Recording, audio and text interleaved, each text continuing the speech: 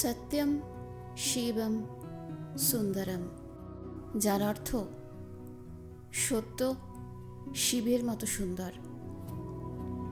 আবার সংস্কৃতে শিব শব্দের অর্থ সুন্দর, কিন্তু শিব শব্দটি উচ্চারণ করা মাত্রই আমাদের চোখের সামনে ভেসে ওঠেন একজন ব্যক্তি, পরনে যার বাঘের চামড়া, গলায় পেঁচিয়ে আছে সাপ, কপালে দুই ভ্রুর মাঝখানে ত্রিনয়ন, হাতে তার ত্রিশূল, পেশিবহুল দীর্ঘ শরীর। কখনো তিনি ধ্যানে বসে আছেন, আবার কখনো নৃত্যের ভঙ্গিতে। হ্যাঁ, তিনি দেবাদিদেব মহাদেব। নমস্কার, আমি ঋতুপর্ণা। চলছে শ্রাবণ মাস, এবং সনাতন ধর্মাবলম্বীদের কাছে শ্রাবণ মাস মানেই শিব ঠাকুরের জন্মের মাস। তো আসুন জেনে নিই আমাদের পরম আরাধ্য দেবতা দেবাদিদেব মহাদেব সম্বন্ধে জানা অজানা কিছু তথ্য। শ্রাবণ মাসের এই বিশেষ সময়ের কথা মাথায় রেখেই নৃত্যের বাইরে আপনাদের জন্য নিয়ে এসেছে একটি অন্যরকম সেগমেন্ট। শুধু শ্রাবণ মাস বলে নয়, এরকম আরও অনেক সেগমেন্ট ভবিষ্যতে আনার চিন্তা ভাবনা করছে নৃত্যের বাইরে। আপনাদের সমর্থন এবং ভালোবাসা পেলে আরও এগিয়ে যাওয়ার ইচ্ছা রইল। শুরু করছি আজকের সেগমেন্ট, সত্যম শিবম সুন্দরম। তবে মহাদেবের যে রূপের কথা বলে শুরু করেছিলাম, তা পুরাণ এবং শাস্ত্রে বর্ণিত রূপ। প্রাচীন ভারতের সিন্ধু সভ্যতার খনন কার্যের ফলে ভারতের বিভিন্ন প্রত্নতাত্ত্বিক স্থানে গবেষণার ফলে অষ্টাদশ এবং 19 শতকের পটচিত্রের দৌলতে এবং বর্তমান সময়ে টেলিভিশনের বাড়বাড়ন্তের যুগে শিবের এই রূপ আমাদের সকলের চেনা। আচ্ছা, তাহলে মন্দিরে যে বিশাল কালো পাথরের মাথায় জল, দুধ প্রভৃতি ঢালা হয়, তাহলে সেটি কি? তার উত্তরও আমাদের সকলেরই জানা। শিবলিঙ্গ। এই লিঙ্গ হল শিবত্বের প্রতীক। শাস্ত্রমতে লিঙ্গ মানে প্রতীক। শাস্ত্রে শিবের পূজা মানে ওই লিঙ্গের পূজার কথাই বলা হয়েছে। সনাতন ধর্মে শিবলিঙ্গের পূজা করাই শাস্ত্রসম্মত। যাই হোক, ফিরে আসা যাক শিব বা মহাদেবের পরিচয় সম্বন্ধে। তাকে বলে দেবাদিদেব, অর্থাৎ যিনি দেবতাদেরও আদি। শিবপুরাণ মতে মহাদেবের কোনো মাতা পিতা নেই, তিনি স্বয়ম্ভু, অর্থাৎ নিজেই নিজেকে সৃষ্টি করেছেন। এই বিশ্বে যখন কিছুই ছিল না, তখন কেবলমাত্র তিনিই ছিলেন। আবার প্রলয়ের পরে যখন সব কিছু ধ্বংস হয়ে যাবে, তখন কেবল তিনিই থাকবেন। তিনি একই সঙ্গে সত্য, রজ এবং তম, এই 3 গুণের সমাহার। এখন এই সত্য, রজ, তম কি বস্তু?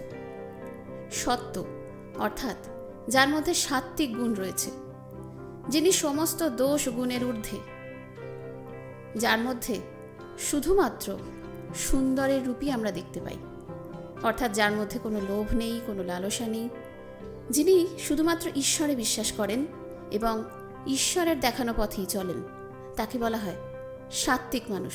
এবং এই সাত্ত্বিক কথাটি কিন্তু এসেছে সত্য থেকে। ঠিক পরেই আসে রজ।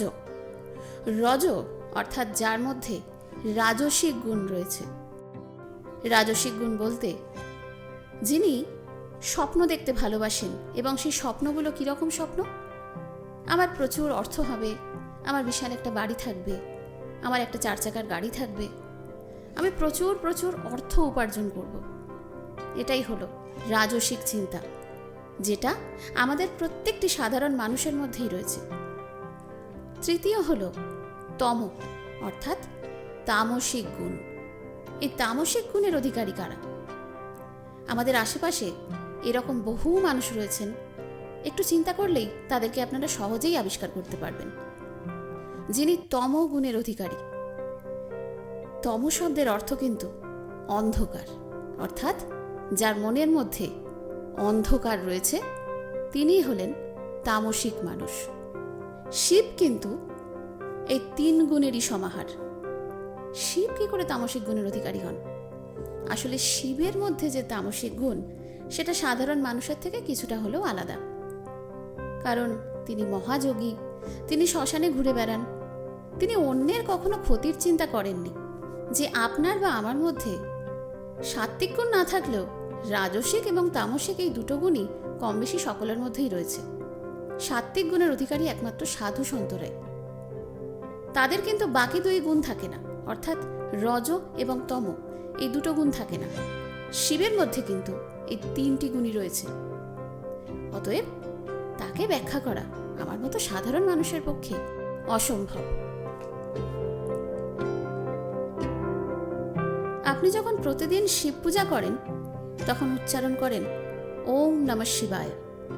এই মন্ত্রটিকে বলা হয় পঞ্চাক্ষরী মন্ত্র, যা শিবের সবচেয়ে প্রিয় মন্ত্র। শিব হচ্ছেন সৃষ্টিকে লয় করার দেবতা, আবার তিনি নৃত্য এবং গীতেরও দেবতা। শিব হলেন সর্বযোগীদের মধ্যে সর্বজ্ঞ যোগী। গৃহস্থ রূপে তিনি মহাশক্তির স্বামী, সেই কারণে তার আরেক নাম উমাপতি। যোগ, ধ্যান এবং কলার দেবতা শিব। তবে অনেকে ঋগ্বেদে বর্ণিত রুদ্রকে শিবের আদি রূপ বলে থাকেন। আচ্ছা, শিবকে নিয়ে যখন কথা বলছি তখন অবশ্যই 12টা জ্যোতির্লিঙ্গের কথা বলাটা ভীষণ রকম দরকার। ভারতবর্ষের 12টি স্থানে শিব প্রকাশিত হয়েছেন 12টি আলাদা আলাদা নামে। যেমন গুজরাটে সোমনাথ, অন্ধ্রে শ্রীশৈলম পর্বতে তিনি রয়েছেন মল্লিকার্জুন রূপে, মধ্যপ্রদেশের উজ্জয়িনীতে আমরা তাকে পাই মহাকাল রূপে।